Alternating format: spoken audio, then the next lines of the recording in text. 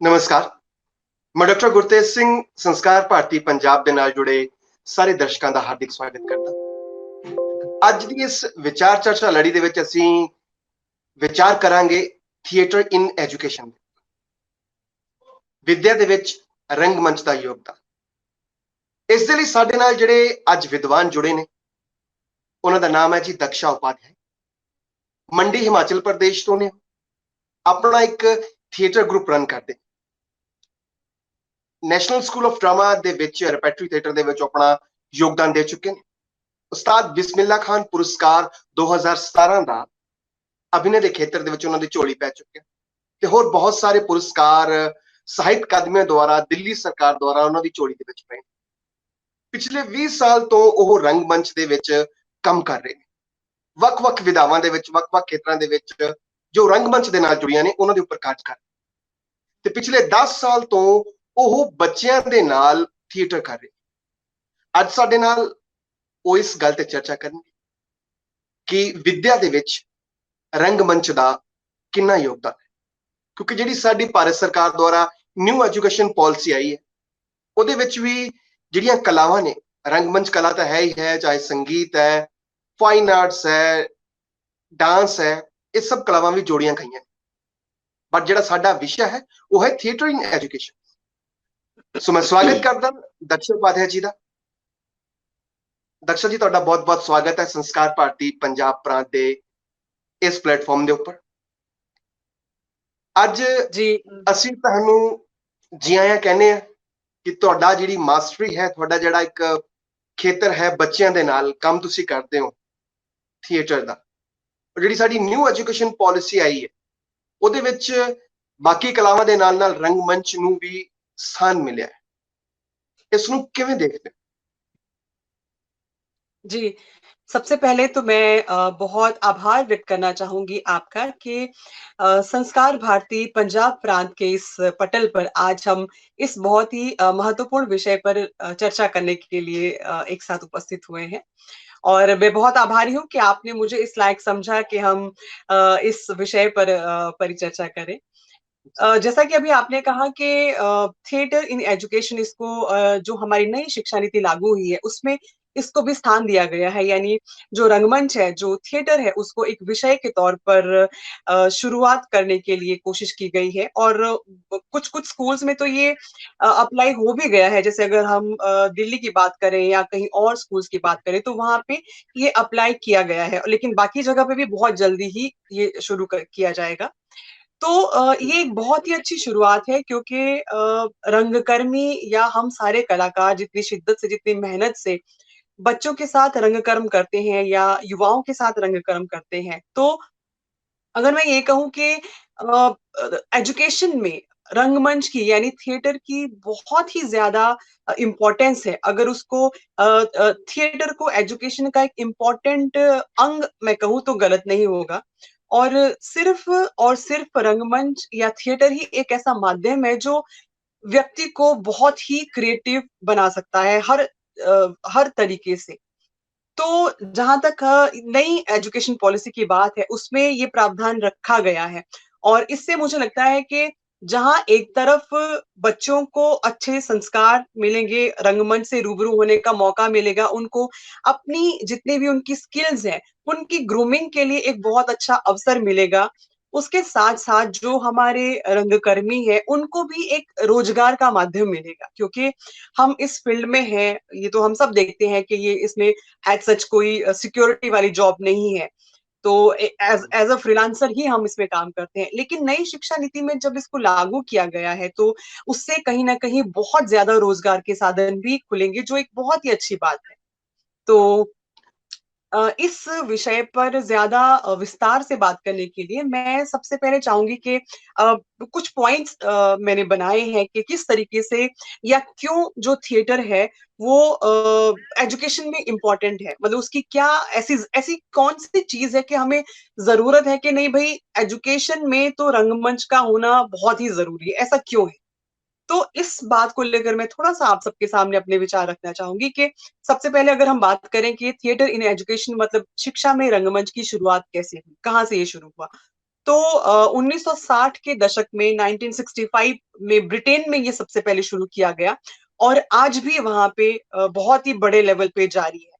तो जब ये सबसे पहले शुरू किया गया तो वहां पे ये एक ग्रुप होता था, मतलब टीचर्स का या जो पढ़ाते थे रंगमंच, जिनमें यंगस्टर्स की और नौजवानों की एक टोली होती थी जो परफॉर्म करती थी, नाटक परफॉर्म करती थी दर्शकों के लिए, स्कूल्स के बच्चों के लिए। लेकिन उसमें वो सिर्फ मतलब नाटक ही प्रेजेंट नहीं करती थी, बल्कि उसमें दो दोनों प्रैक्टिकल भी और इंटरेक्टिव सेशन दोनों होते। तो इस तरीके से इसकी शुरुआत हुई और उसके बाद धीरे धीरे ये हमारे इंडिया में भी इस चीज को ग्रास्प किया गया। और अब अगर आज हम वर्तमान संदर्भ में देखें तो हमारे इंडिया में बहुत सारी जो हमारी मेट्रो सिटीज है वहां पे हर स्कूल्स में अगर एज अ सब्जेक्ट ये नहीं भी है तो भी हम ग्रीष्मकालीन बाल रंगमंच कार्यशालाएं, वर्कशॉप्स हम देखते हैं कि बहुत सारे स्कूल में, बहुत सारे कॉलेजेस में वर्कशॉप्स लगाई जाती हैं। तो अब हम थोड़ा सा बात करते हैं कि जैसे एजुकेशन है, एजुकेशन हमारी लाइफ में कितनी इंपॉर्टेंट है। अगर हम ज्ञान के बिना हमारा जीवन निरर्थक है। अगर एजुकेशन नहीं होगी तो हम अपनी जीवन को दशा और दिशा कुछ नहीं दे पाएंगे। ठीक उसी तरीके से हम अगर रंगमंच से नहीं जुड़े हैं तो हम अपने जीवन को या अपने दृष्टिकोण को सही तरीके से नहीं जान पाएंगे। और ये मेरा मानना है कि चाहे हर इंसान को, चाहे वो किसी भी स्ट्रीम से हो, जिंदगी में एक बार रंगमंच के साथ रूबरू होना बहुत ही जरूरी है। अगर मैं बात करूं तो आइंस्टाइन भी कहा करते थे कि ज्ञान से ज्यादा मतलब, क्योंकि ये जो हमारा थिएटर है, हमारी कल्पनाशीलता को इतना ज्यादा इम्प्रूव करता है, हमारी स्किल्स को इतना ज्यादा इम्प्रूव करता है कि सिर्फ थियोरेटिकल ज्ञान उसके आगे बहुत छोटा पड़ जाता है जब तक आपको प्रैक्टिकल व्यवहारिक ज्ञान नहीं है। तो अब हम बात करते हैं कि रंगमंच को लेकर के भाई रंगमंच है क्या। मतलब रंगमंच एक ऐसी विधा है जिसमें जितनी भी हमारी दूसरी कलाएं हैं, चाहे वो नृत्य है, चाहे वो गाना है, चाहे वो वाद्य यंत्र है, चाहे वो डांस है, वो सारी कलाएं इस रंगमंच में समाहित है। तो क्योंकि इसमें सारी कलाएं समाहित हैं और ये बहुत ही जीवंत कला है कि हम जो हमारी रियल लाइफ में घटित होता है उसको हम मंच पर अभिनीत करते हैं। और जो भी दर्शक होते हैं वो हमारे साथ बहुत जुड़ाव महसूस करते हैं कि क्योंकि वो हमें बिल्कुल लाइव देख रहे हैं और अपने आप को, अपनी लाइफ का एक हिस्सा उनको लगता है कि उनके सामने घटित हो रहा है। तो एक दर्शक के साथ और जो कलाकार है उनके साथ एक अलग उनका रिलेशन बन जाता है। तो अब हम बात करते हैं कि इसकी जरूरत क्यों पड़ी। मतलब थिएटर की एजुकेशन में जरूरत क्यों पड़ी, बिना उसके भी तो हो सकता है।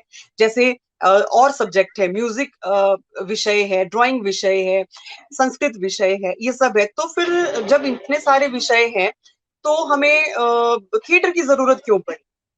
क्योंकि एजुकेशन में क्या है कि जब आप और विषय पढ़ते हो तो उन और विषय में आप जो थ्योरेटिकल ज्ञान है वो तो आप हासिल करते हो, लेकिन बहुत सारी ऐसी कमियां होती हैं कि हमारे में लैक ऑफ कॉन्फिडेंस होता है, हमारे में हेजिटेशन होती है। हम लिख तो लेते हैं, टीचर ने जो हमें करवाया, बोर्ड पे जो लिखवाया या पढ़ाया वो हम लिख तो लेते हैं, लेकिन हम, हमारे मन में जो चल रहा है, हमारे उस चीज को लेकर हमारे मन में जो अंतर्द्वंद चल रहा है, अपनी बात को हम बहुत ही आत्मविश्वास के साथ नहीं रख पाते। या कई बार बहुत सारे बच्चे आपने देखे होंगे कि वो क्लासेस में क्वेश्चन पुट अप करने में बहुत हेजिटेट महसूस करते हैं, वो क्वेश्चन रेज नहीं कर पाती, उनको आता जरूर है लेकिन वो एक झिझक महसूस करते हैं कि मैं कैसे बोलूं, वो नहीं बोल पाते। तो इन सब चीजों के लिए अगर एक व्यक्ति की ओवरऑल ग्रूमिंग के लिए अगर मैं कहूं तो रंगमंच जो है वो सबसे ज्यादा सशक्त माध्यम है। क्योंकि आपके अंदर जितनी भी क्रिएटिविटी है, जो भी सृजनशीलता है, वो आपके सिर्फ थ्योरेटिकल ज्ञान से बाहर नहीं आएगी, उभर के नहीं आएगी। आपको प्रैक्टिकल क्रिएटिव होना पड़ेगा। और आप क्रिएटिव कैसे होंगे? क्योंकि आजकल अगर हम देखें तो जो हमारा पढ़ाई का जो माहौल है वो बहुत ही थियोरेटिकल हुआ है। मतलब रट्टाफिकेशन की अगर मैं बात करूं कि टीचर्स क्लास में आए, उन्होंने लिखवाया बोर्ड पे, बच्चों ने कॉपी पे उतारा और हो गया, और उन्होंने याद किया, अगले दिन वो एग्जाम वगैरह दिया, दैट्स इट। लेकिन इससे क्या होता है कि एक स्टूडेंट की, एक व्यक्ति की सृजनशीलता खत्म हो जाती, मर जाती है। क्योंकि जब आप स्कूल से निकलते हो या कॉलेज से निकलते हो या कोई भी आप प्रोफेशनल डिग्रीज करते हो उसके बाद निकलते हो, तो आपको जाना पड़ता है ऐसे ऐसे सोसाइटी के बीच में जहां पे आपको खुद को प्रेजेंट करना होता है। अपनी सेल्फ एक्सप्रेशन की अगर मैं बात करूं, अगर मैं किसी भी जॉब के लिए जा रही हूँ तो मुझे 10 लोगों के सामने इंटरव्यू फेस करना है। लेकिन अगर मैं कॉन्फिडेंस नहीं हूँ, बेशक मुझे बहुत ज्यादा आता है, लेकिन अगर मुझ में इतना आत्मविश्वास नहीं है कि मैं अपनी बात 10 लोगों के सामने बिल्कुल कॉन्फिडेंस से कह पाऊं, तो मेरा वो सारा ज्ञान निरर्थक है। और ऐसे बहुत सारे केसेस हैं कि अब मैं आपको एक छोटा सा एग्जांपल दूंगी कि एक कुरुक्षेत्र में एक कॉलेज है, और उस हम्म, कॉलेज के सेकंड सेमेस्टर के बच्चे, एमए सेकंड सेमेस्टर के बच्चे, 20-22 बच्चे थे, उनके साथ ऑनलाइन क्लासेस मैंने ली वहां के जो डीन है उनके रिक्वेस्ट पर। तो हम ऑनलाइन जब क्लास ले रहे थे तो मैंने उनको बोला कि मैंने थोड़ा सा अपनी बात रखी, उसके बाद मैंने बोला आपके मन में जो भी प्रश्न है आप मुझसे पूछिए। आप बिलीव नहीं करेंगे गुरुतेज जी कि जो कोऑर्डिनेटर जुड़े हुए थे वही कोऑर्डिनेटर बोल रहे थे, और किसी भी बच्चे ने सिर्फ हूँ हाँ ऐसे करके बोल रहे थे। जब मैंने पूछा कि जी, भाई आप ऐसे क्यों बोल रहे हो, कहीं मैं मतलब ऐसे तो नहीं डंडा तो नहीं मार रही हूँ या कुछ अलग तो नहीं बोल रही हूँ। तो वो उन्होंने जी, मैसेज लिखा, मतलब जूम पे वो मीटिंग हो रही थी, मैसेज लिखा कि मैम हम मतलब हमें बहुत घबराहट हो रही है कि हम झिझक रहे हैं कि हम क्वेश्चन कैसे पूछें। तो सोचो वो एक तो तो एमए सेकंड सेमेस्टर के बच्चे थे। हम्म, तो एमए सेकंड सेमेस्टर का स्टूडेंट अगर आपको ये जी, कहे, और वो भी हम फेस टू फेस नहीं थे, वी वर ऑन जूम, हम जूम पे मतलब बात कर रहे थे। तो अगर जी, उस पे भी अगर आपको झिझक हो रही है, तो इसका मतलब आपने अभी तक जो पढ़ा, एमए तक आप आ गए, तो उसका क्या फायदा फिर। जी। तो अच्छा दक्षिण जी, ये, एक सवाल। हाँ जी, एक जी जी सवाल बोलिए। जो मेरे, सॉरी इंटरप्ट करने ਲਈ, जो सवाल मेरे मन ਦੇ ਵਿੱਚ ਆ ਰਿਹਾ वो है कि जैसे कि ਅੱਜ ਜਿਹੜਾ युग है, ਰੀਲਸ ਦਾ युग है और बहुत सारे और सोशल प्लेटफॉर्म्स है, ਜਿੱਥੇ ਸਾਡਾ ਜਿਹੜਾ ਯੂਥ ਹੈ, ਖਾਸ ਕਰਕੇ ਬੱਚਾ, ਟੀਨੇਜ ਔਰ ਜਿਹੜੇ ਕਾਲਜ ਗੋਇੰਗ ਸਟੂਡੈਂਟਸ ਨੇ, ਉਹ ਬਹੁਤ ਅਟਰੈਕਟ ਹੁੰਦੇ ਨੇ, ਜਿੱਥੇ ਕ੍ਰੀਏਟੀਵਿਟੀ ਨਾਮ ਦੀ ਕੋਈ ਚੀਜ਼ ਨਹੀਂ ਹੈ, ਬਸ ਕਾਪੀ ਪੇਸਟ ਦਾ ਇੱਕ ਜ਼ਮਾਨਾ ਹੈ, ਔਰ ਕੁਝ ਵੀ ਚੱਲ ਜਾਂਦਾ, ਟ੍ਰੈਂਡਿੰਗ ਦੇ ਵਿੱਚ ਚੱਲਦਾ ਹੈ। ਇਸ ਯੁੱਗ ਦੇ ਵਿੱਚ ਤੁਹਾਨੂੰ ਕੀ ਲੱਗਦਾ ਕਿ ਰੰਗਮੰਚ ਉਸ ਜਿਹੜੀ ਸਾਡੀ ਪੀੜ੍ਹੀ ਹੈ, ਟੀਨੇਜ ਪੀੜ੍ਹੀ ਹੈ, ਸਾਡੀ ਕਾਲਜ ਗੋਇੰਗ ਸਟੂਡੈਂਟਸ ਹੈ, ਇਹਨਾਂ ਨੂੰ ਕਿਵੇਂ ਕੈਚ ਕਰੇਗਾ? ਕੀ ਪੋਸਿਬਿਲਿਟੀ ਲੱਗਦੀ ਹੈ ਕਿ ਰੰਗਮੰਚ ਇਹਨਾਂ ਨੂੰ ਕੈਚ ਕਰ ਪਾਵੇਗਾ, ਜਾਂ ਇਹ ਰੰਗਮੰਚ ਨੂੰ ਕਿਸ ਤਰ੍ਹਾਂ ਕੀ ਅਪਣਾ ਲੈਣਗੇ? जी, जी बिल्कुल। देखिए इसमें कोई दो राय नहीं है, क्योंकि रंगमंच अपने आप में बहुत ही सशक्त विधा है। और इसमें इसको, जैसे इसमें सारी कलाएं समाहित है, वैसे ही इस रंगमंच में लोगों को अपने में समाहित करने की बहुत ही एक सशक्त शक्ति है, अगर मैं ये कहूँ तो।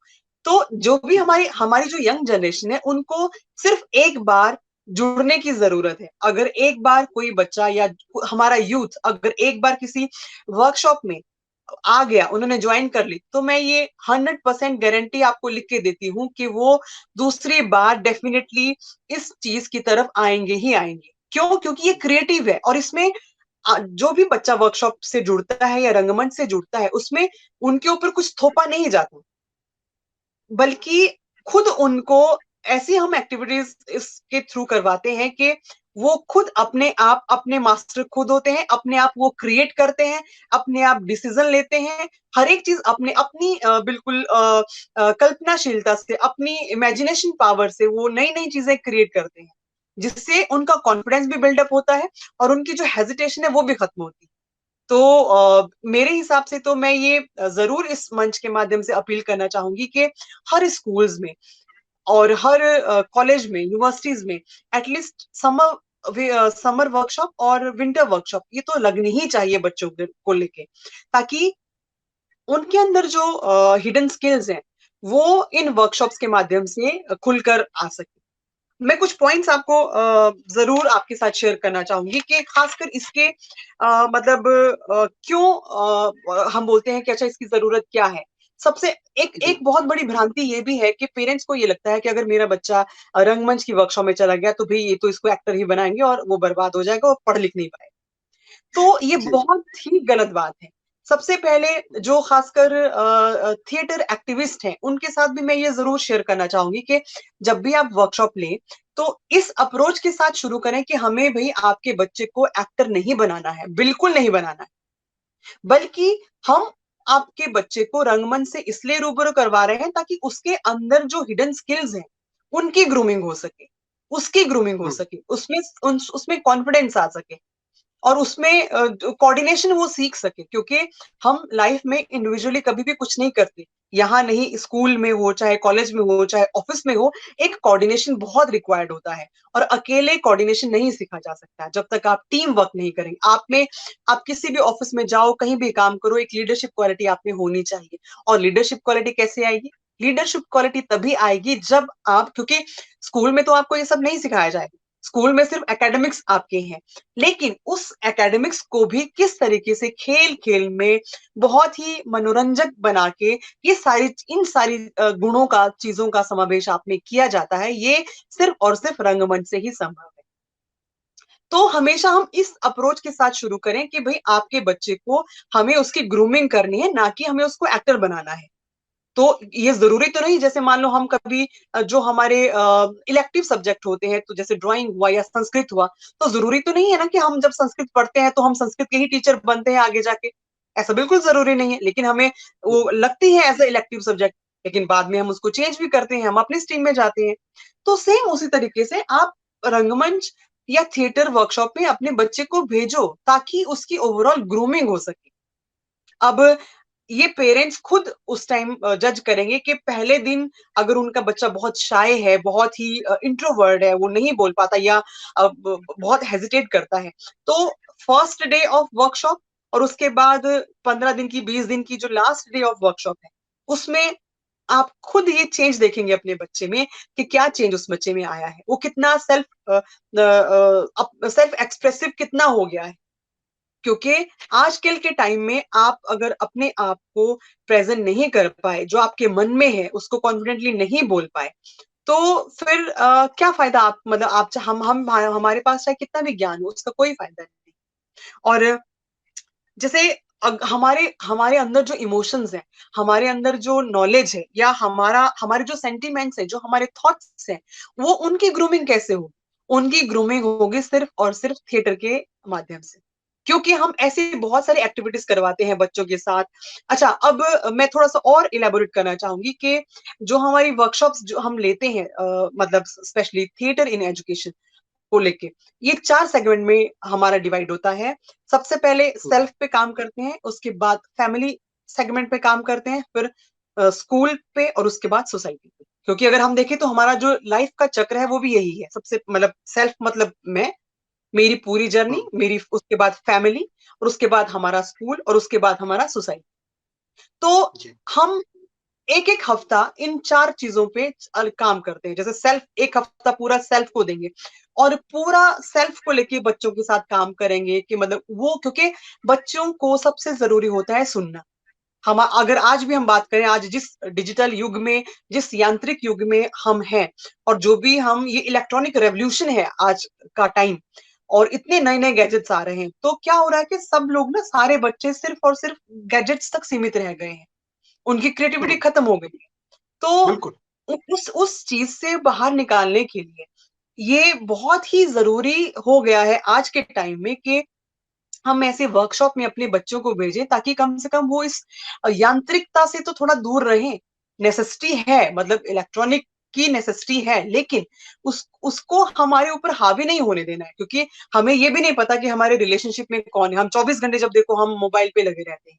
तो और दूसरा, रंगमंच जो है वो आजकल, जैसे नशे की अगर मैं बात करूं, कोई भी क्षेत्र या कोई भी राज्य ऐसा नहीं है जो इससे अछूता है। मतलब बच्चों में कैसे कैसे मतलब वो क्या क्या नशा करते हैं इतने यंग एज में। क्यों? सबसे बड़ा रीजन होता है क्योंकि घर में उनको कोई सुनता नहीं है। अपनी प्रॉब्लम उनकी है, तो वो अपने पेरेंट्स के पास, अपने भाई के पास कहीं भी कुछ बात लेके जाएंगे तो हम बोलेंगे अच्छा यार ठीक है, चलो चलो, मतलब अभी मेरे पास टाइम नहीं, मैं अपना काम कर रहा हूँ। तो फिर उनके पास क्या होता है कि वो मोबाइल ले लेते हैं, या फिर वो किसी दूसरी संगत में चले जाते हैं।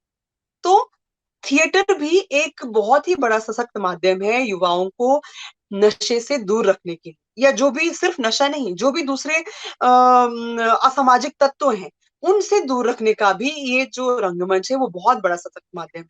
क्यों हम लोग बोलते हैं ना कि खाली दिमाग जो है वो शैतान का घर है।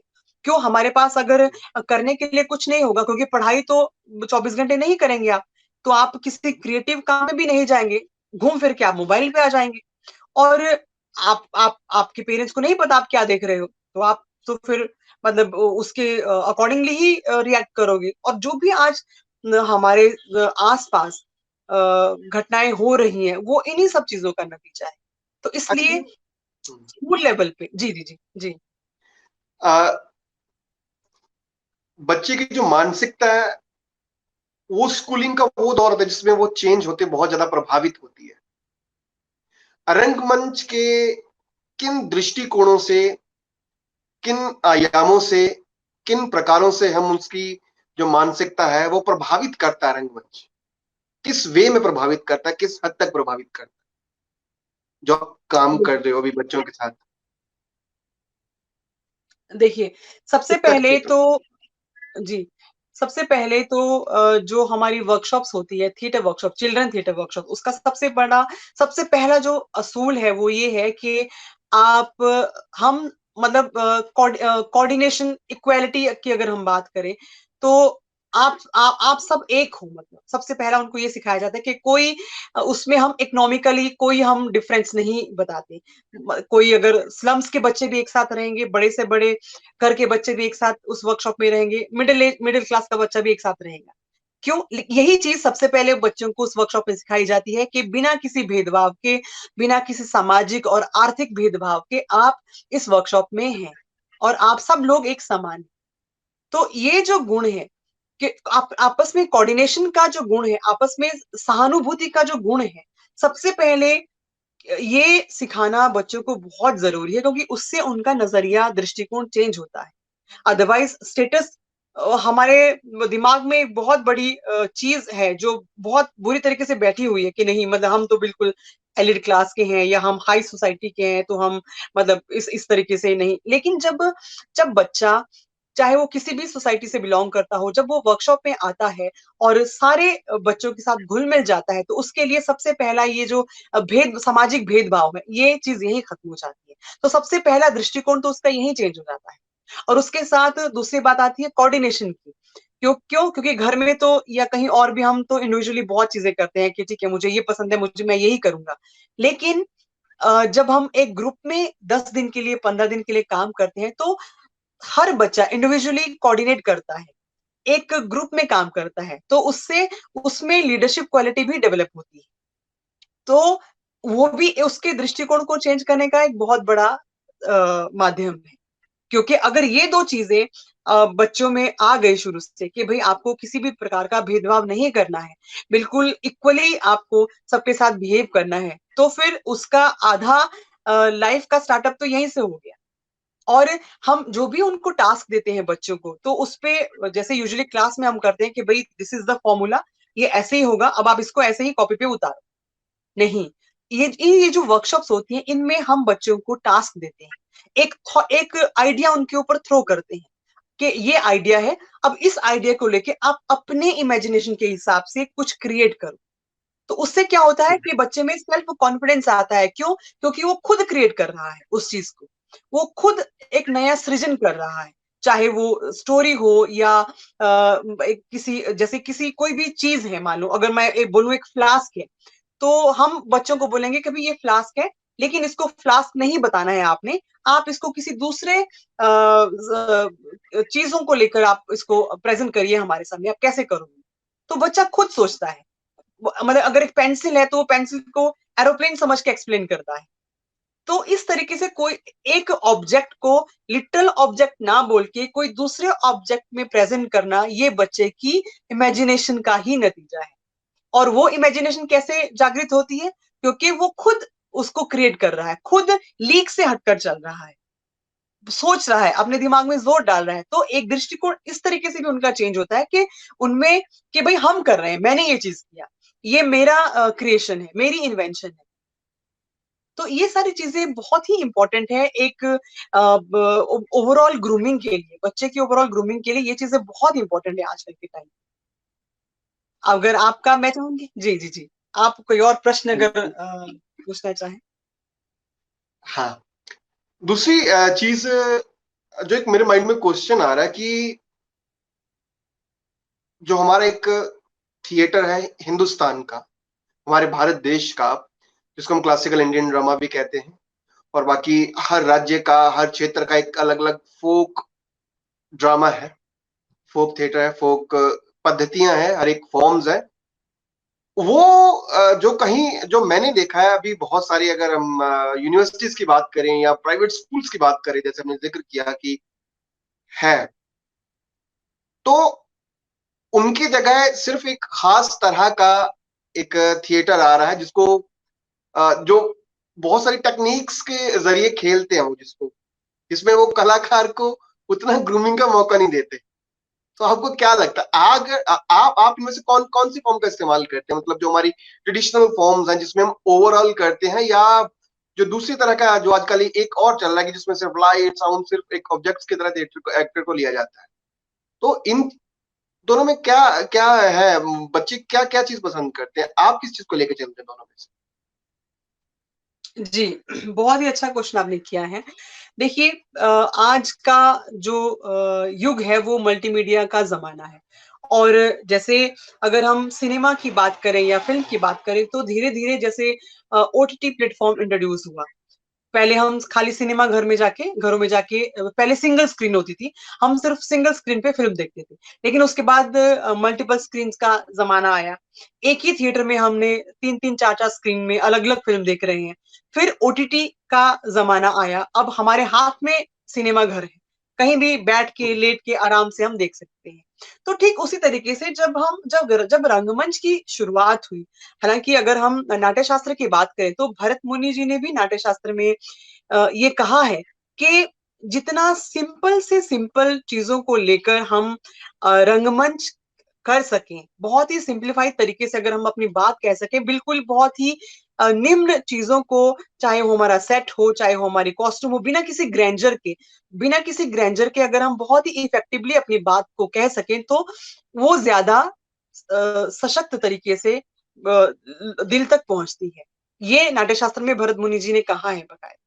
तो उसी तरीके से जब शुरुआत में जब हम हमारे जो ये फोक फॉर्म है, जो ट्रेडिशनल हमारी लोक विधाएं हैं, हमारी लोक कलाएं हैं, लोक नाट्य हैं हमारे, तो पहले आज अगर की स्थिति में देखें तो ये सारे डाइंग आर्ट फॉर्म हो गए हैं, मतलब लुप्त होने के कगार पे हैं। बहुत सारे तो लुप्त हो गए हैं, क्यों? क्योंकि जैसे जैसे समय बदलता गया तो रंगमंच का स्वरूप भी बदलता गया।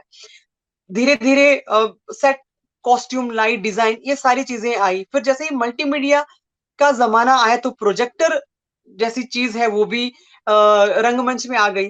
आप देखोगे कि मतलब एक एक्टर है, वो स्टेज पे बोल रहा है लेकिन पीछे बहुत बड़ा प्रोजेक्शन चल रहा है, उसपे सारे आपके जो किले विले हैं, वो जो भी सेट है वो सारा चल रहा है। लेकिन उन चीजों का प्रयोग करना मैं गलत नहीं मानती, लेकिन वहां तक जहां तक वो एक्टर को आपके एक्टर के ऊपर हावी नहीं होनी चाहिए। वो चीज ऐसा नहीं होना चाहिए कि मतलब आपका एक्टर या आपकी स्टोरी या आपका जो नाटक है वो उसमें दब जाए। कई बार हम इतना ज्यादा, इतना साउंड ट्रैक वगैरह इतने, या प्रोजेक्शन इतनी ज्यादा यूज कर देते हैं कि वो जो हमारा जो मेन टॉपिक है, हमारी जो मेन कहानी है, वो सब उसमें दब जाता है। सिर्फ हमारा लाइट, साउंड और कॉस्ट्यूम और प्रोजेक्टर यही दिखता है। तो जब तक उन मतलब आपस में उनकी जेलिंग होना बहुत जरूरी, कोशिश नहीं तो फिर अगर हम ये सब चीजें अगर हम रंगमंच पे लाएंगे तो हम फिल्म जैसी क्वालिटी तो नहीं दे पाएंगे, या ओटीटी जैसी क्वालिटी तो नहीं दे पाएंगे। क्यों? क्योंकि दोनों विधा अलग अलग है। यहाँ पे आप बिल्कुल। लाइव यूज कर रहे हो, और दूसरे प्लेटफॉर्म पे हम कट पेस्ट करते हैं, सीन शूट करते हैं, फिर उसको एडिट करते हैं, उनमें बहुत सारे इफेक्ट डालते हैं, तब वो दर्शकों के सामने आता है। लेकिन लाइव परफॉर्मेंस में, लाइव आर्ट फॉर्म में अगर आप इतना ज्यादा मल्टीमीडिया डालेंगे तो उसका वो मतलब चुभेगा, वो दिमाग में एक बैंग होगा कि यार सर दर्द हो गया, ये क्या था। तो इस बारे में मैं हमारे बहुत ही माननीय और प्रख्यात रंग निर्देशक देवेंद्र राज अंकुर जी, उनको मैं बहुत मानती हूँ क्योंकि कहानियों का रंगमंच की शुरुआत उन्होंने की। और बिल्कुल भरत मुनि के नाट्य शास्त्र पर आधारित पूरे एक खाली मंच पर वो कहानी का नाट्य रूपांतरण भी नहीं करते, बल्कि कहानी को कहानी की ही फॉर्म में नैरेटर के और बिना किसी सेट के एक्टर के माध्यम से दर्शकों के सामने प्रस्तुत करते हैं। क्यों? क्योंकि हमारी अभिव्यक्ति का अगर सबसे सशक्त माध्यम है तो वो है अभिनेता। हम अगर चाहें तो अगर अभिनेता अगर चाहे तो दर्शकों को दिन में भी रात का आभास करवा देता है, एक बंद ऑडिटोरियम में भी एरोप्लेन का आभास करवा देता है, जबकि मल्टीमीडिया में हमें ये दिखाना पड़ता है। तो इसलिए रंगमंच का जो मुख्य टूल है वो है अभिनेता। तो अगर हम इतनी सारी मल्टीमीडिया वाली चीजें यूज करेंगे जिसमें अगर हमारा अभिनेता ही खो गया तो फिर तो वो मतलब बहुत ही खराब दयनीय स्थिति होगी। लेकिन उनका यूज करना मैं गलत नहीं मानती, लेकिन जेलिंग होनी चाहिए। और दूसरी रही बात कि जो हमारा फोक थिएटर है, जो भी अगर हम कहें तो बहुत हालांकि धीरे धीरे फोक थिएटर जो है वो दोबारा से हमारे मॉडर्न थिएटर में आना शुरू हुआ है। क्यों? क्योंकि बेशक वो हमारी पुरानी लोक नाट्य विधाएं हैं, लेकिन हमें उनको उनका संरक्षण और संवर्धन करना हमारी नैतिक जिम्मेदारी है। क्यों? क्योंकि वो हमारी रूट्स हैं, हम अपनी रूट को नहीं छोड़ सकते। हाँ, हम इतना जरूर कर सकते हैं, जैसे परिवर्तन प्रकृति का नियम है, रंगमंच में भी बहुत सारे चेंजेस आए हैं, तो ये एक रंगकर्मी होने के नाते हमारा दृष्टिकोण होना चाहिए कि जो हमारे जो लोक नाट्य हैं उनको हम वर्तमान में कॉन्टेम्प्ररी कैनवस के साथ कैसे प्रेजेंट करें। जो हमारे लोक नाट्य हैं उनका मूल स्वरूप वही रहे, लेकिन उसमें हम कॉन्टेम्प्ररी इश्यूज को हम ले सकते हैं, समसामयिक जी चीजों को ले सकते हैं। तो उससे क्या अच्छा। होगा कि जी, हाँ, तो नहीं उससे प्लीज जरूर। तो उससे क्या होगा कि हमारी जो लोक नाट्य परंपरा है वो भी जीवित रहेगी, वो भी लुप्त होने के कगार पे नहीं आएगी। और हमारी जो मॉडर्न चीजें हैं हम उनको उसके माध्यम से दर्शकों के सामने प्रस्तुत भी कर पाएंगे। अब मेरा जो काम करने का तरीका है वो मैं कोई भी मेरी प्रस्तुति रहती है, चाहे वो बच्चों के साथ हो या बड़ों के साथ हो, मैं हमेशा कोशिश करती हूँ कि बहुत मिनिमम से मिनिमम सेट डिजाइन या बहुत ही क्योंकि आपको ट्रेवल भी करना होता है अपने नाटक को लेकर। तो और मेरा ये मानना है कि जब आप मान लो किसी बड़े इंस्टीट्यूशन में हैं, जैसे for example national school of drama है या कोई और इंस्टीट्यूट है जहाँ पे बच्चों को पढ़ाया जाता है, तो एक एक्सपेरिमेंट के तौर पर बहुत लेविश खर्चे पे प्रोडक्शन करना वो ठीक है, लेकिन उतना भी लेविश नहीं होना चाहिए। क्योंकि जब हम एक इंस्टीट्यूशन से बाहर निकलते हैं, मान लो अगर मैं नेशनल स्कूल ऑफ ड्रामा में हूँ, तो जितने भी हमने वहां पे प्रोडक्शन की तो वो बहुत ही हाईली बजट वाली प्रोडक्शन होती थी, हर चीज अवेलेबल है वहां पे। लेकिन जब हम उस एरा से बाहर निकलते हैं, हमें इंडिविजुअली अपना एक नाटक प्रोड्यूस करना पड़ता है, तो फिर हम वहां पे खत्म हो जाते हैं। क्यों? कि हम सोच नहीं पाते, क्योंकि हमें तो आदत पड़ गई है ऐसे लेविश चीजों को। हमने एक बात बोली, भाई मुझे वो लाइट चाहिए, मुझे एलईडी चाहिए, मुझे जहाज चाहिए स्टेज पे, तो वो तुरंत हाजिर होता है, क्योंकि उस टाइम हम स्टूडेंट हैं। तो वो उनका उस इंस्टीट्यूशन का फर्ज है वो चीजें लाना। लेकिन उसके बाद बाहर निकल के तो हम फिर से घूम फिर के उसी मिनिमाइज चीजों पे आ जाते हैं ना। तो अच्छा, इसीलिए एक सवाल मेरे, हाँ, जी जी जी ਅੱਛਾ ਇੱਕ ਸਵਾਲ ਮੇਰੇ ਮਾਈਂਡ ਵਿੱਚ ਆਇਆ ਹੁਣ ਤੁਸੀਂ ਗੱਲ ਕੀਤੀ ਸੀ ਕਹਾਣੀਆਂ ਦੀ। ਸ਼੍ਰੀ ਦਵਿੰਦਰ ਰਾਜ ਅੰਕੁਰ ਜੀ ਦਾ ਤੁਸੀਂ ਜ਼ਿਕਰ ਕੀਤਾ। ਕਹਾਣੀਆਂ ਸਾਡੀ ਇੱਕ ਲਾਈਫ ਦਾ ਇੱਕ ਇੰਪੋਰਟੈਂਟ ਪਾਰਟ ਹੈ। ਕਹਾਣੀਆਂ ਦੀ ਜਿਹੜੀ ਕਲਾ ਸੀ ਇਹਦੀ ਦਾਦੀ ਨਾਨੀ ਇਹਨਾਂ ਦੇ ਬਜ਼ੁਰਗਾਂ ਤੋਂ ਸੁਣਦੇ ਸੀ, ਅੱਜ ਕੱਲ ਵਿਲੁਪਤ ਹੋ ਗਈ ਹੈ ਨਾ। ਔਰ ਜੇ ਅਸੀਂ ਲਾਰਡ ਮੈਕਾਲੇ ਜਦੋਂ 1870-80 ਦੇ ਦਹਾਕੇ ਤੋਂ ਬਾਅਦ ਇੰਡੀਆ ਆਉਂਦੇ ਆ, ਤਾਂ ਆਪਦੀ ਇੱਕ ਬੁੱਕ ਉਹਨਾਂ ਦੀ ਜਿਹੜੇ ਦਸਤਾਵੇਜ਼ ਜਦੋਂ ਉਹਨਾਂ ਨੇ ਇੰਡੀਅਨ ਐਜੂਕੇਸ਼ਨ ਸਿਸਟਮ ਬਣਾਇਆ ਉਹਦੇ ਚ ਉਹ ਜ਼ਿਕਰ ਕਰਦੇ ਦ ਬਿਊਟੀਫੁਲ ਟਰੀ ਬੁੱਕ ਆ ਜਿਹੜੀ ਧਰਮਪਾਲ ਜੀ ਨੇ ਲਿਖੀ ਹੈ। ਧਰਮਪਾਲ ਇੱਕ ਫੇਮਸ ਰਾਈਟਰਸ ਨੇ, ਸਭ ਜਾਣਦੇ ਉਹਨਾਂ ਦਾ ਨਾਮ। ਉਹਦੇ ਚ ਜ਼ਿਕਰ ਕਰਦੇ ਲਾਰਡ ਮੈਕੌਲੇ ਕਿ ਇੰਡੀਆ ਦੇ ਐਜੂਕੇਸ਼ਨ ਸਿਸਟਮ ਦੇ ਵਿੱਚ ਰਾਮਾਇਣ, ਮਹਾਭਾਰਤ, ਵੇਦ, ਪੁਰਾਣ ਬਹੁਤ ਸਾਰੀਆਂ ਕਹਾਣੀਆਂ ਸੀ, ਲਿਟਰੇਚਰ ਸੀ ਜਿਹੜਾ ਪੜ੍ਹਾਇਆ ਜਾਂਦਾ ਸੀ, ਜਿਹੜਾ ਉਹਨੇ ਖਤਮ ਕੀਤਾ ਨਿਊ ਐਜੂਕੇਸ਼ਨ ਸਿਸਟਮ ਜੋ ਲਾਰਡ ਮੈਕਾਲੇ ਨੇ ਬਣਾਇਆ ਸੀ। ਬਟ ਉਹ ਰਾਮਾਇਣ ਮਹਾਭਾਰਤ ਦੀਆਂ ਕਹਾਣੀਆਂ ਅੱਜ ਸੰਪੂਰਨ ਏਸ਼ੀਆ ਦੇ ਨਾਲ ਨਾਲ ਯੂਰਪੀਅਨ ਕੰਟਰੀਜ਼, ਅਫਰੀਕਾ ਔਰ ਆਸਟ੍ਰੇਲੀਆ ਦੇ ਵਿੱਚ ਵੀ ਬਹੁਤ ਸਾਰੀਆਂ ਕਹਾਣੀਆਂ ਖੇਡੀਆਂ ਜਾਂਦੀਆਂ। ਕੀ ਤੁਹਾਨੂੰ ਲੱਗਦਾ ਕਿ ਅਸੀਂ ਨਿਊ ਐਜੂਕੇਸ਼ਨ ਪਾਲਿਸੀ ਦੇ ਜਿਹੜਾ ਸਾਡਾ ਥੀਏਟਰ ਵੀ ਲਾਂਚ ਹੋਇਆ, ਅਸੀਂ ਉਹਦੇ ਨਾਲ ਆਪਦੇ ਬੱਚਿਆਂ ਨੂੰ ਦੁਬਾਰਾ ਜੋੜ ਪਾਵਾਂਗੇ ਔਰ ਕਿਵੇਂ ਜੋੜ ਪਾਵਾਂਗੇ? ਰਾਮਾਇਣ ਮਹਾਭਾਰਤ ਜਿਹੜੀਆਂ ਹੋਰ ਜਿਹੜੀ ਸਾਡੀਆਂ ਫੋਕ ਕਹਾਣੀਆਂ ਨੇ, ਸਾਡੀਆਂ ਇੱਕ ਇੰਡੀਆ ਦੀ रूट्स ਦੀਆਂ स्टोरीज ने। जी, मुझे लगता है कि हम बिल्कुल जोड़ पाएंगे, क्योंकि जो न्यू एजुकेशन पॉलिसी है इसमें सारी जो हमारी फोक आर्ट फॉर्म है उनको शामिल किया गया है, जो हमारी फोक आर्ट फॉर्म है। और वैसे भी हमने रामायण और महाभारत की कहानियां तो 10th में या 12th में या प्राइमरी लेवल पे पढ़ी ही है, वो बहुत संक्षिप्त में पढ़ी है। लेकिन अभी जब बिल्कुल ही उनको एक पॉलिसी के तहत इंट्रोड्यूस किया गया है, तो डेफिनेटली अभी जैसे अगर मैं बात करूं, ये तो हमने रामायण और महाभारत की बात की, जो बहुत ही फेमस, बहुत एपिक, मतलब ये कहानियां हैं। लेकिन जो हमारे ये फ्रीडम फाइटर है, अगर मैं उनकी बात करूं, तो जो जो सिर्फ बहुत ही पॉपुलर है, सिर्फ उनके बारे में ही हमारे एजुकेशन पॉलिसी में बताया गया है। जैसे झांसी की रानी हो गई, या भगत सिंह हो गए, या तात्या टोपे हो गए, इन चीजों के। लेकिन जो हमारे अनसंग वॉरियर हैं, जो हर प्रांत के अनसंग वॉरियर हैं, जिन्होंने उतना ही योगदान दिया स्वतंत्रता स्वाधीनता संग्राम के लिए, लेकिन उनके बारे में कहीं नहीं है एजुकेशन पॉलिसीज में, या मतलब हमारी किताबों में कहीं नहीं। लेकिन अभी अगर जो नई शिक्षा नीति आई है, उसके तहत जो हमारे अनसंग वॉरियर हैं, उनको भी शामिल किया जाना बहुत जरूरी है। मतलब मेरे ख्याल से ये शामिल किया भी गया है कि हम उन लोगों के बारे में भी अपनी युवा पीढ़ी को बताएं कि आप जिस प्रांत से, आप जिस राज्य से बिलोंग करते हो, वहां पे कौन कौन से ऐसे फ्रीडम फाइटर रहे हैं कि जिनकी वजह से आज हम बिल्कुल ऐसे, मतलब खुले आम हर 20वीं शताब्दी 21वीं शताब्दी में बिल्कुल हर चीज के साथ आगे बढ़ रहे हैं। तो उनके बारे में जानना भी बहुत जरूरी है। और इस तरीके से, और जैसे बहुत सारी चीजें आपको आपकी हिस्ट्री बुक में या आपकी हिंदी की बुक में बहुत सारी कहानियां लगती हैं। और कई बार क्या होता है कि मतलब हिस्ट्री हम यूजुअली बहुत बोलते हैं कि बहुत ही बोरिंग सब्जेक्ट है, क्योंकि इसमें हमें वो बाबर या हुमायूं, अकबर, ये सब हमें याद नहीं होता, बहुत सन ही याद नहीं रहते कि कौन से सन में क्या हुआ था।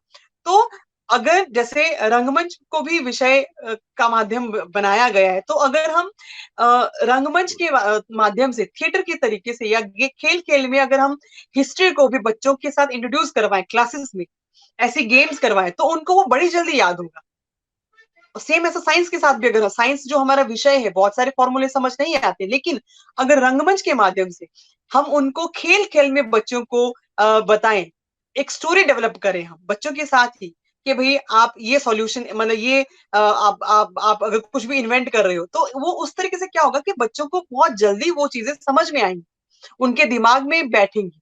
सिर्फ खाली फॉर्मूला बोर्ड पे लिख देने से अगर हम ये समझें कि बच्चा समझ गया, तो वो इनफ नहीं है। इसलिए आज की डेट में थिएटर का जो है वो एजुकेशन में शामिल होना बहुत ही इम्पोर्टेंट, यही इम्पोर्टेंट है कि हमें एक रटे रटाए जो पैटर्न है उसको हटा के एक क्रिएटिव पैटर्न हमें लाना। बिल्कुल ਤੁਹਾਡਾ बहुत दुरुस्त जवाब है। और एक सवाल मेरे माइंड ਦੇ ਵਿੱਚ ਆ ਰਿਹਾ ਕਿ ਸਾਨੂੰ ਜੋ ਵੀ ਸੀ ਕਲਾਕਾਰ ਆ, ਜਿਹੜੇ ਵੀ ਕ੍ਰੀਏਟਿਵ ਲੋਕ ਹੈ, ਉਹਨਾਂ ਦੇ ਮਨ ਦੇ ਵਿੱਚ ਇੱਕ ਬਹੁਤ ਆਸ਼ਾ ਜਾਗੀ ਹੈ ਕਿ ਜਿੰਨੀਆਂ ਵੀ ਕਲਾਵਾਂ ਨੇ, ਚਾਹੇ ਸੰਗੀਤ ਹੈ, ਥੀਏਟਰ ਹੈ, ਡਾਂਸ, ਉਹਨਾਂ ਨੂੰ ਇੰਟਰੋਡਿਊਸ ਕੀਤਾ ਗਿਆ। ਔਰ ਅਸੀਂ ਅੱਜ ਥੀਏਟਰ ਦੇ ਸੰਦਰਭ ਦੇ ਵਿੱਚ ਗੱਲ ਕਰ ਰਹੇ ਹਾਂ। ਸਾਨੂੰ ਵੀ ਲੱਗ ਰਿਹਾ ਕਿ ਇੱਕ ਬਹੁਤ ਬਹੁਤ ਅੱਛਾ, ਇੱਕ ਮਹਾਨ ਇੱਕ ਸਟੈਪ ਲਿਆ ਗਿਆ ਭਾਰਤ ਸਰਕਾਰ ਦੇ ਵੱਲੋਂ।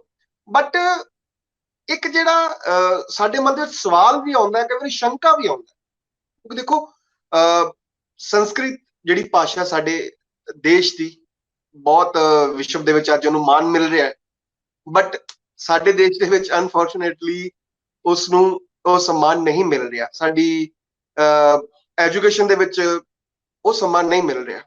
ਜਾਂ ਅਸੀਂ ਵਿਦਿਆਰਥੀਆਂ ਦੀ ਗੱਲ ਕਰੀਏ ਤਾਂ ਕਈ ਤੁਸੀਂ ਉੱਤਰ ਭਾਰਤ ਦੇ ਵਿੱਚ ਗੱਲ ਕਰ ਰਹੀ ਹੈ, ਜਦੋਂ ਉਹਨੂੰ ਇੱਕ ਆਪਸ਼ਨ ਦਿੱਤੀ ਗਈ ਕਿ ਤੁਸੀਂ ਸੰਸਕ੍ਰਿਤ ਵੀ ਰੱਖ ਸਕਦੇ ਹੋ, ਤਾਂ ਕਈ ਵਿਦਿਆਰਥੀਆਂ ਨੇ ਕਹਿਣਾ ਸੀ ਕਿ ਅਸੀਂ ਸਿਰਫ ਸੰਸਕ੍ਰਿਤ ਇਸ ਕਰਕੇ ਰੱਖਦੇ ਹਾਂ ਕਿ ਸਾਨੂੰ ਮਾਰਕਸ ਜ਼ਿਆਦਾ ਆਉਣ, ਸਾਡੇ ਨੰਬਰ ਜ਼ਿਆਦਾ ਆਉਣ। ਕਿਤੇ ਕੀ ਥੀਏਟਰ ਦੇ ਨਾਲ ਅਜਿਹਾ ਤਾਂ ਨਹੀਂ ਹੋ ਸਕਦਾ ਕਿ ਥੀਏਟਰ ਦੇ ਲੋਕ ਕੀ ਇਹ ਤੁਹਾਨੂੰ ਇਹ ਲੱਗਦਾ ਕਿ ਕਿਤੇ ਵਿਦਿਆਰਥੀ ਇਹ ਤਾਂ ਸੋਚਣ ਕਿ ਹਾਂਜੀ ਠੀਕ ਹੈ, ਸਿਰਫ ਅਸੀਂ ਮਾਰਕਸ ਜ਼ਿਆਦਾ ਲੈਣੇ, ਅਸੀਂ थिएटर अडॉप्ट कर लिए, बस ठीक है जी, एंटरटेनमेंट हो जाएगा। कि ਤੁਸੀਂ ਜਿਹੜਾ ਗਰਾਊਂਡ ਲੈਵਲ ਤੇ ਬੱਚੇ ਨਾਲ ਵਰਕ ਕਰਦੇ ਹੋ, ਕੀ ਦੇਖਦੇ ਹੋ ਕਿ ਗਰਾਊਂਡ ਲੈਵਲ ਤੇ ਕੀ ਦੇਖਦੇ ਹੋ ਕਿ ਬੱਚੇ ਜਿਸ ਤਰ੍ਹਾਂ ਕਹਿੰਦੇ ਕਿ ਹਾਂਜੀ ਸੰਸਕ੍ਰਿਤ ਸਿਰਫ ਅਸੀਂ ਇਸ ਕਰਕੇ ਲੈਣੇ ਕਿ ਸਾਨੂੰ ਮਾਰਕਸ ਜ਼ਿਆਦਾ ਆ ਜਾਣ, ਕੁਝ ਵਿਦਿਆਰਥੀਆਂ ਦਾ ਕਹਿਣਾ ਹੈ ਕਿ ਰੰਗਮੰਚ ਦੇ ਸੰਦਰਭ ਦੇ ਵਿੱਚ ਵੀ ਐਸਾ ਹੋ ਸਕਦਾ ਹੈ ਜਾਂ नहीं, जो ਤੁਸੀਂ ग्राउंड लेवल पे देखते हो? देखिए, जहां तक मुझे लगता है कि हालांकि दोनों ही वाइस वर्सा कुछ रेशियो हो सकता है कि मतलब 1 या 2% ऐसे लोग हो सकते हैं कि जो ये सोचे कि भाई हमें सिर्फ रंगमंच पे इसलिए जाना है कि हमारे मार्क्स ज्यादा आ जाए, लेकिन 99% या 98% मैं बिल्कुल गारंटी के साथ कह सकती हूँ कि अगर एक बार बच्चा इस सब्जेक्ट को लेता है एज अ इलेक्टिव सब्जेक्ट, तो वो डेफिनेटली अपनी लाइफ में चेंज डेफिनेटली आएगा ही आएगा, और वो उस रंगमंच के माध्यम से आगे चाहे किसी भी स्ट्रीम में जाए। क्योंकि मैंने ये बहुत देखिए क्या होता है कि जब हम 12th तक हम कोई भी जब इलेक्टिव सब्जेक्ट चूज करते हैं, चाहे वो होम साइंस है, चाहे वो हिंदी है या पॉलिटिकल साइंस है, फिर जब हम ग्रेजुएशन में जाते हैं तो हमें पता होता है कि भाई हमने जो सब्जेक्ट चूज किया हमें आगे जाके उसके ऊपर ही मतलब हम ऑनर्स में लेना है, उसको मेन सब्जेक्ट के रूप में लेना है। तो सेम वही उसी तरीके से कि रंगमंच को अगर हम जब विषय के रूप में ये आएगा, तो बच्चा जब इससे जुड़ेगा तो उसको इतना तो समझ में आ जाएगा कि भाई मेरी किस तरीके से ग्रूमिंग हो रही है या मेरा दृष्टिकोण कैसे बदल रहा है, भले ही वो आगे किसी भी स्ट्रीम में जाए। लेकिन जो टीचर है, जो रंगमंच के शिक्षक होंगे, उनको इस अप्रोच के साथ काम करना पड़ेगा कि क्योंकि ये एक करिकुलम बनाया जाता है। जब हम एक विषय के रूप में रंगमंच को लेते हैं, खासकर एजुकेशन में जब हम थिएटर को लेते हैं, तो हम बकायदा करिकुलम डिसाइड करते हैं एज ग्रुप के हिसाब से। जैसे 4th से लेके 4 साल से लेके 8 साल के बच्चे का एक अलग हम करिकुलम बनाते हैं। 8 से 16 साल के बच्चे के लिए, 8 से 12 साल के बच्चे के लिए अलग करिकुलम बनाते हैं। फिर 13 से 16 साल के बच्चे के लिए अलग करिकुलम बनाते हैं। तो ये जो अलग-अलग करिकुलम बनता है, उसमें अलग-अलग तरीके की एक्टिविटीज होती हैं, जिससे उन एक्टिविटीज के थ्रू, जैसे हम अगर मैं बहुत ही सिंपल वर्ड्स में आपको बताऊं कि हम सीधे ही 10th नहीं करते। हम पहले प्री नर्सरी करते हैं, फिर नर्सरी करते हैं, फिर हम एलकेजी करते हैं, फिर हम यूकेजी करते हैं। तो सेम उसी तरीके से जो रंगमंच है उसमें भी ये करिकुलम डिवाइड किए गए हैं, ताकि इसको एजुकेशन का जब पार्ट बनाया गया तो इस तरीके से ये डिवाइड किया गया कि भाई बच्चा स्टेप बाय स्टेप सीखेगा। पहले जब हम नर्सरी में जाते हैं तो हम पहले हमारे टीचर सिखाती है स्टैंडिंग लाइन, फिर हमें स्लैंटिंग लाइन सिखाती है, फिर हमें बोलती है कि अब इसको कर्व बनाओ, तो ये 2 बन गया। उसी तरीके से रंगमंच में भी हम बिल्कुल बेसिक स्टेप से शुरू करते हैं, फिर धीरे धीरे जिस जिस एज का बच्चा है उनको उनके करिकुलम के हिसाब से उनके साथ एक्टिविटीज करवाते हैं। और जब बच्चा, जैसे मान लो जो 12th का बच्चा है, जब उसको लगता है कि यार ये सारी चीजें मतलब मेरी मेरी जो कल्पना शक्ति है, जो मेरी जो इमेजिनेशन पावर है, वो इतनी डेवलप हो गई है कि मैं अपने अपने हिसाब से चीजें क्रिएट कर सकता हूँ, इन्वेंशन कर सकता हूँ। तो उस टाइम पे उसको इस चीज की इंपॉर्टेंस समझ में आती है, और अब उसकी लाइफ में मतलब रंगमंच का इतना सशक्त स्थान है कि वो कैसे दृष्टिकोण रखेगा, लोगों के साथ किस तरीके से डील करेगा, या कहाँ उसको कैसे खुद को प्रेजेंट करना है, ये पूरा ग्रूमिंग उसका इन एक्टिविटीज के माध्यम से हो जाता है। तो मुझे नहीं लगता कि एक बार अगर बच्चे वर्कशॉप में आए तो फिर, क्योंकि ये मैंने एग्जाम्पल खुद देखा है, हम सिर्फ मैं बहुत सारे स्कूल्स में बच्चों के साथ एज अ ड्रामेटिक फैकल्टी के तौर पे जुड़ी हुई हूँ। कॉलेजेस हैं दिल्ली के जहाँ पे मैं उनकी गेस्ट फैकल्टी हूँ थिएटर की। हम उनके एनुअल फंक्शन में, जो उनका भी ड्रामेटिक सोसाइटी है, उसके साथ वर्कशॉप्स करते हैं साल में 2 बार। बच्चों के साथ वर्कशॉप्स करते हैं, दिल्ली की जो बहुत सारे एकेडमीज हैं उनके साथ हम समर और विंटर वर्कशॉप करते हैं। तो ये तो मैंने खुद अनुभव किया हुआ है कि बच्चा जब एक बार वर्कशॉप में आता है तो उसके बाद हर साल उनको इंतजार रहता है कि मैम ये वर्कशॉप कब लगेगी, कब लगेगी। क्योंकि हमारा ये प्रावधान है कि एक बार जिस बच्चे ने वर्कशॉप ज्वाइन की तो उसको फिर हम सेकंड टाइम रिपीट नहीं करते ताकि और बच्चों को मौका मिले। लेकिन तब भी बच्चों का ये रहता है कि मैम आप सैटरडे संडे क्लब बना दो, वीकेंड क्लासेस लगवा दो, लेकिन हमें ज्वाइन करना ही करना है। तो ये बिल्कुल। उस क्यों क्यों क्योंकि ये बहुत ज्यादा डिपेंड करता है आपके प्रशिक्षक पे। रंगमंच प्रशिक्षक या रंगमंच प्रशिक्षण जो दे रहे हैं उनके ऊपर बहुत ज्यादा डिपेंड करता है कि वो किस अप्रोच को लेकर बच्चों के साथ काम करते हैं या बड़ों के साथ काम करते हैं। तो ये सोच अगर हम रखेंगे कि भाई हमें आपको अभिनेता नहीं बनाना है, आप प्लीज आओ और देखो, जिसको इस एक्टिंग की लाइन में जाना है वो तो खुद ही इस चीज को चूज कर लेगा थिएटर से जुड़ने के बाद। लेकिन अगर मैं पहले ही बोलूं कि भाई सिर्फ मुझे अभिनेता ही बनाना है तो ही आओ, तो फिर उनकी ग्रूमिंग कहाँ हुई फिर वो। मैं तो फिर उनमें जो उनका जो मानसिक, उनका जो बौद्धिक, अच्छा सबसे ज्यादा हमारी लाइफ में हमारी बॉडी मूवमेंट सबसे ज्यादा अहम होती है। हम कहीं भी जाएं, कहीं भी बैठे, बॉडी पोस्चर, बॉडी लैंग्वेज हमारी कैसी हो, और ये कहाँ सिखाई जाएगी आपको? ये सिखाई जाएगी आपको रंगमंच में, थिएटर में, कि कहीं भी किसी भी जगह किसी भी स्टेटस में आप हो तो आपकी बॉडी लैंग्वेज क्या होनी चाहिए।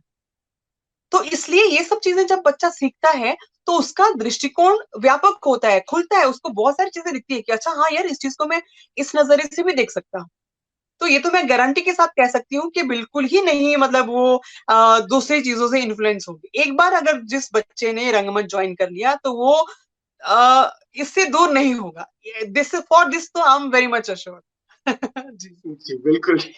ਅੱਜ ਦਾ ਆਖਰੀ ਸਵਾਲ ਤੁਹਾਨੂੰ ਮੈਂ ਪੁੱਛਣਾ ਚਾਹਾਂਗਾ, ਕਿਉਂਕਿ ਦੇਖੋ ਥੀਏਟਰ ਦੀਆਂ ਨਾ ਦੋ ਦੁਨੀਆ ਹੁੰਦੀਆਂ ਨੇ। ਜਦੋਂ ਅਸੀਂ ਆਪਦੇ ਵਿਦਿਅਕ ਸੰਸਥਾਨ ਦੇ ਵਿੱਚ ਥੀਏਟਰ ਕਰਦੇ ਹਾਂ, ਸਕੂਲ ਜਾਂ ਕਾਲਜ ਲੈਵਲ ਤੱਕ ਅਸੀਂ ਜਾਂ ਯੂਨੀਵਰਸਿਟੀ ਥੀਏਟਰ ਕਰਦੇ ਹਾਂ, ਉਦੋਂ ਸਾਡੀ ਇੱਕ ਥੀਏਟਰ ਦੀ ਇੱਕ ਅਲੱਗ ਦੁਨੀਆ ਹੁੰਦੀ ਹੈ। ਬਟ ਜਦੋਂ ਅਸੀਂ ਉਸ ਦੁਨੀਆ ਤੋਂ ਨਿਕਲ ਕੇ ਪ੍ਰੈਕਟੀਕਲ ਫੀਲਡ ਦੇ ਵਿੱਚ ਆਉਂਦੇ ਹਾਂ, ਉਦੋਂ ਮਾਹੌਲ ਬਹੁਤ ਸਾਰਾ ਡਿਫਰੈਂਟ ਹੁੰਦਾ ਹੈ ਨਾ। ਬਹੁਤ ਸਾਰੇ ਰੰਗ ਕਰਮੀ ਨੇ, ਚਾਹੇ ਉਹ ਨਿਰਦੇਸ਼ਨ ਦੇ ਵਿੱਚ ਨੇ, ਚਾਹੇ ਉਹ ਅਦਾਕਾਰ ਨੇ ਜਾਂ ਸਟੇਜ ਕਰਾਫਟ ਦਾ ਕੰਮ ਕਰਦੇ ਨੇ, ਉਹ ਮਾਨਸਿਕ ਤੌਰ ਤੇ ਬਹੁਤ ਜ਼ਿਆਦਾ ਪਰੇਸ਼ਾਨ ਵੀ ਹੋ ਜਾਂਦੇ ਨੇ, ਹਨਾ। ਕਿਉਂਕਿ ਜਿਹੜੀ ਦੁਨੀਆ ਚੋਂ ਨਿਕਲ ਕੇ ਆਏ ਨੇ, ਕੋਈ ਕਾਲਜ ਤੇ ਯੂਨੀਵਰਸਿਟੀ ਦੇ ਥੀਏਟਰ ਲਾਈਫ ਦੀ ਦੁਨੀਆ ਔਰ ਪ੍ਰੈਕਟੀਕਲ ਲਾਈਫ ਦੀ ਦੁਨੀਆ ਦੇ ਵਿੱਚ ਉਹ ਬੈਲੈਂਸ ਨਹੀਂ ਕਰ ਪਾਉਂਦੇ, ਔਰ ਕਈ ਇਸੇ ਦੇ ਵਿੱਚ ਹੀ ਉਲਝ ਕੇ ਰਹਿ ਜਾਂਦੇ ਨੇ ਇੱਕ ਅੱਛਾ ਰੰਗਕਰਮੀ ਹੋਣ ਦੇ ਬਾਵਜੂਦ। ਸੋ ਸਾਡੇ ਉਹਨਾਂ ਵਿਦਿਆਰਥੀਆਂ ਨੂੰ ਜਿਹੜੇ ਸਾਡੇ ਨਾਲ ਜੁੜੇ ਨੇ, ਜਿਹੜੇ ਯੂਨੀਵਰਸਿਟੀਜ਼ ਸਕੂਲ ਦੇ ਵਿੱਚ ਥੀਏਟਰ ਕਰ ਰਹੇ ਨੇ, ਉਹਨਾਂ ਨੂੰ ਕੀ ਕੁਝ ਟਿਪਸ, ਕੁਝ ਸੰਦੇਸ਼ ਕਿ ਉਹ ਕਿਸ ਤਰ੍ਹਾਂ ਨਾਲ ਆਪਣੀ ਮੈਂਟਲੀ ਜਿਹੜੀ ਹੈਗੀ ਹੈ ਪ੍ਰੈਪਰੇਸ਼ਨ ਹੈ ਕਰਨ, ਕਿ ਜਦੋਂ ਉਹ ਪ੍ਰੈਕਟੀਕਲੀ ਫੁੱਲ ਟਾਈਮ ਇਸ ਫੀਲਡ ਦੇ ਵਿੱਚ ਆਉਣ ਤਾਂ ਉਹ ਇਸ ਨੂੰ ਸੰਭਾल ਸਕਣ आपने आप ਨੂੰ। जी, ये बिल्कुल बहुत ही जायज आपकी बात है कि बहुत ही भ्रमित हो जाते हैं, बहुत ही एक दिशाहीन जैसे उनको फील होता है कि हम क्या करें, ना इधर के ना उधर के। फिर गिल्टी भी होती है कि हम क्यों इस फील्ड में आ गए। जी देखिए बिल्कुल। मुझे मेरा ये मानना है कि ये सब इसलिए होता है क्योंकि हम फोकस्ड नहीं होते। अगर हमारा हमारा मकसद क्लियर है, हम बिल्कुल फोकस्ड हैं अपने काम को लेकर, तो शायद ये भ्रमित होने वाली स्थिति हमारी जिंदगी में कभी नहीं आएगी। क्यों? क्योंकि जैसे मान लो मैं स्कूल कॉलेज के लेवल पे थिएटर किया और उसके बाद अगर मैं फुल टाइम इसको अपनाना चाहूँ, तो अगर मैं कंफ्यूज्ड हूँ, मुझे नहीं पता कि भाई मुझे थिएटर करना है या मुझे फिल्मों में जाना है, क्योंकि देखो ये बहुत ही साफ है कि इसमें मैं कहूँ कि सिक्योरिटी जैसी कोई चीज नहीं है। ये हम सबको पता है कि भाई रंगमंच अभी फिलहाल रंगमंच एक ऐसा माध्यम है जिसमें अगर मैं ये कहूँ कि चाहे वो फिल्म में भी कोई सिक्योरिटी नहीं है। ये जरूरी नहीं कि आज अगर आपको फिल्म मिली तो कल भी आपको उतनी ही सक्सेस मिलेगी। तो सबसे पहली बात तो है कि जो भी युवा हमारे युवा पीढ़ी है या हमारे युवा रंगकर्मी है जो इस फील्ड में आना चाहते हैं, सबसे पहले तो अपना उद्देश्य क्लियर रखें, फोकस्ड रहें कि भाई आप क्यों आ रहे हो और आपका उद्देश्य क्या है। आपको फिल्मों में जाना है या आपको रंगमंच करना है? और अगर आपको रंगमंच करना है तो पेशेंस बहुत ही ज्यादा जरूरी है। क्यों? जी मैं ये मानती हूँ कि जो थिएटर है वो कोई बिजनेस नहीं है कि आज मैंने इसमें 100 रुपए इन्वेस्ट किया तो आने वाले 1 हफ्ते में या 2 हफ्ते में मुझे 1000 रुपए वापस मिलेंगे। मैं जी शायद बिल्कुल। आपको मैं आपको शायद शब्दों में नहीं बता पाऊंगी कि रंगमंच क्या देता है, लेकिन एक रंगकर्मी होने के नाते शायद आप बहुत अच्छे तरीके से इस बात को समझते हैं कि रंगमंच जो है वो हमारे लाइफ को किस तरीके से, हमारे दृष्टिकोण को कैसे बदलता है या हमारा नजरिया कैसे साफ करता है। तो अगर हम ये बिल्कुल सोच के आएंगे कि भाई ये बिजनेस है, मैंने आज पैसा लगाया, कल मुझे रिटर्न मिलेगा, तो आप तो फिर सबसे पहले आपका फर्स्ट स्टेप ही बिल्कुल गलत है। नहीं। बिल्कुल और एक चीज मैं और इसके साथ कहना चाहूंगी कि हम बार बार बात करते हैं, हम भ्रमित इसलिए होते हैं क्योंकि हमने मान लो कुछ कोई नाटक कर लिया या कोई ग्रांट ले ली, उसके बाद हमें लगता है कि अच्छा अब तो भाई खत्म हो गया, पैसा नहीं है। ऐसी बात बिल्कुल नहीं है। पैसा है, लेकिन वो आपको जेनरेट करना पड़ेगा। वो जेनरेट कैसे होगा? आपके विजन से। अगर आपके पास विजन है तो आप रंगमंच में भी रेवेन्यू जनरेट कर सकते हो। लेकिन अगर आपके पास विजन नहीं है, आप सिर्फ सरकारी संस्थाओं पे ही निर्भर है कि भाई सरकार कुछ करेगी तो हम करेंगे, तो फिर आप आगे नहीं बढ़ पाओगे। मैं एक रंगकर्मी होने के नाते आपको, जैसे हम आत्मनिर्भरता की बात करते हैं, तो हम्म, आपको रंगमंच में आत्मनिर्भर होना ही पड़ेगा। ठीक है, हम बड़े बड़े ऑडिटोरियम हम बुक नहीं करवा सकते, हम बड़े बड़े ऑडिटोरियम में जाके शो नहीं कर सकते क्योंकि 25,000 रुपए 50,000 रुपए एक दिन का किराया है। तो आप अपने घर नेबरहुड थिएटर शुरू करो। आप एक रंगकर्मी हैं, आपने कहीं से प्रशिक्षण लिया है, आपका जो मोहल्ला है, मोहल्ला थिएटर शुरू करो। जैसे मोहल्ला क्लिनिक की शुरुआत दिल्ली में हुई है, तो रंगमंच आप आपके मोहल्ले में, चाहे वो कोई चबूतरा है या किसी का हॉल है, आप वहां से कोई भी एक छोटी सी कहानी उठाओ। क्योंकि ये पॉसिबल नहीं है कि जो भी हमारे बुजुर्ग हैं या जो भी हमारे मिडिल एज के लोग हैं वो थिएटर तक ही फिल्म देखने जाएं या उनके लिए मनोरंजन का साधन कुछ हो। तो आप अपने मोहल्ले से शुरू करो ना, आप अपने एक टीम बनाओ, उस टीम में छोटा सा नाटक तैयार करो, और जो आपके आस पड़ोसी हैं उनसे शुरुआत करो कि भाई ये, और फिक्स कर लो कि महीने में एक बार आपको वहां पे प्रदर्शन करना ही है। और सबसे आप 50-50 रुपए डोनर पासेस ले लो कि भाई जो भी आएगा आपको 50 रुपए देने पड़े। तो उससे क्या होगा कि आप रेवेन्यू भी जनरेट करेंगे, आप दर्शक भी जनरेट कर रहे हैं, और उन लोगों में जो जो रिटायर्ड लोग हैं या जो जिनके पास एंटरटेनमेंट का कोई साधन नहीं है, जो हमेशा थिएटर पे नहीं जा सकते या जो हमेशा मोबाइल पे फिल्में देखना पसंद नहीं करते, उनके लिए एक बहुत ही, क्यों वो इसलिए जुड़ेंगे क्योंकि कि रंगमंच जो है वो एक जीवंत विधा है। तो जब हम दर्शक के रूप में अब बिल्कुल लाइव अपने सामने घटित होता देखते हैं तो हमारा जुड़ाव बहुत ज्यादा होता है, हम उस कहानी के इमोशन में बह जाते हैं। तो डेफिनेटली वो लोग बिल्कुल जुड़ेंगे, और आप देखना कि अगर आपने एक बार ऐसे शुरुआत की तो वही लोग आपके आस पड़ोस पड़ोस वाले बोलेंगे कि भाई महीना बीत गया तुमने परफॉर्मेंस नहीं किया। तो इस तरीके से क्या बिल्कुल होगा कि आपके दर्शक जुड़ेंगे, रेवेन्यू आप जनरेट करोगे। अच्छा, उसके बाद आप स्कूल्स के साथ टाई अप कर सकते हो। जरूरी नहीं है कि भाई आपके पास ही दर्शक आए, आप भी जा सकते हो ना दर्शकों के पास। आप स्कूल्स के साथ टाई अप कर लो, आपने कोई छोटी सी परफॉर्मेंस बनाई, आप जो डिस्ट्रिक्ट लेवल पे जो आपके अधिकारी हैं उनके साथ टाई अप करो कि भाई मैंने एक फलाने विषय पे नाटक तैयार किया है, तो सारे स्कूल्स में इसका प्रदर्शन करवाओ आप। या आप जो जो स्कूल्स हैं उनके साथ डायरेक्टली आप टाई अप कर सकते हो कि भाई मेरा मिनिमम खर्चा इतना है और मैं प्रेजेंट करूंगा, तो डोनर पासेस भी रहेंगे और मेरा आने जाने का ये है। तो इस तरीके से धीरे धीरे शुरुआत करनी पड़ेगी, और जब आप शुरुआत करोगे तो आप खुद बिल्कुल देखोगे कि एक छोटे टाइम के बाद आप बहुत बड़े लेवल पे आप एक्सपोजर में आओगे। लेकिन अगर मैं ये सोचूं कि अच्छा कोई आएगा कोई करेगा, तो कुछ भी नहीं होगा। तो विजन, बिल्कुल आपका अपना विजन होना बहुत जरूरी। तो मेरी सबसे एक ही मतलब सारे मेरे युवा रंगकर्मियों से एक ही बात मैं कहना चाहूंगी कि फोकस्ड रहें। आपको क्या करना है, दिशा पहले से ही अगर आप कंफ्यूज होके आओगे तो कुछ नहीं कर पाओगे। जी। बिल्कुल ਜੀ ਦਕਸ਼ਾ ਜੀ ਤੁਹਾਡਾ ਬਹੁਤ ਬਹੁਤ ਧੰਨਵਾਦ ਸੰਸਕਾਰ ਭਾਰਤੀ ਪੰਜਾਬ ਪ੍ਰਾਂਤ ਦੇ ਵੱਲੋਂ ਤੁਸੀਂ ਸਾਡੇ ਨਾਲ ਇਸ ਮੰਚ ਤੇ ਜੁੜੇ ਤੇ ਆਪਦੇ ਜਿਹੜੇ ਅਨਮੁੱਲੇ ਵਿਚਾਰ ਆਪਦੇ ਪ੍ਰੈਕਟੀਕਲ ਆਧਾਰ ਤੇ ਸਾਡੇ ਨਾਲ ਜੁੜੇ ਦਰਸ਼ਕਾਂ ਨੂੰ ਦਿੱਤੇ ਸਾਨੂੰ ਦਿੱਤੇ ਮੈਂ ਸੰਸਕਾਰ ਭਾਰਤੀ ਪੰਜਾਬ ਪ੍ਰਾਂਤ ਦੇ ਵੱਲੋਂ ਤੁਹਾਡਾ ਬਹੁਤ ਬਹੁਤ ਧੰਨਵਾਦ ਕਰਦਾ